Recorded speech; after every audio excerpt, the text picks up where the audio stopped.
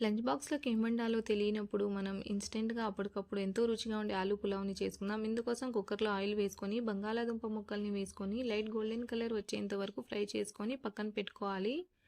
ఇదే ఆయిల్‌లోకి స్పైసెస్‌ని వేసుకొని, స్పైసెస్ వేగాక ఇందులోకి ఉల్లిపాయ, పచ్చిమిర్చిని వేసుకొని, ఉల్లిపాయ లైట్‌గా కలర్ చేంజ్ అయ్యాక అల్లం వెల్లుల్లి పేస్ట్‌ని వేసుకొని, ఒక నిమిషం వేయించాక టమోటాలు, రుచికి సరిపడా ఉప్పుని వేసుకొని ఒకసారి మిక్స్ చేసుకొని మూత పెట్టి 2 నిమిషాలు మగ్గించుకున్నాక పచ్చి బఠానీని వేసుకొని ఒకసారి బాగా మిక్స్ చేసుకున్నాక బంగాళాదుంపల్ని కూడా వేసుకొని మిక్స్ చేసుకొని కారం, ధనియాల పొడి, గరం మసాలా, సన్నగా తరిగిన కొత్తిమీర, పుదీనాను వేసుకొని మిక్స్ చేసుకొని 15 నిమిషాలు నానబెట్టుకున్న 2 కప్పుల రైస్‌ని వేసుకొని మిక్స్ చేసుకొని 4 కప్పుల వాటర్ పోసుకొని కలిపేసుకొని మూత పెట్టేసి 2 విజిల్స్ వచ్చాక ఆఫ్ చేసేసుకోవాలి.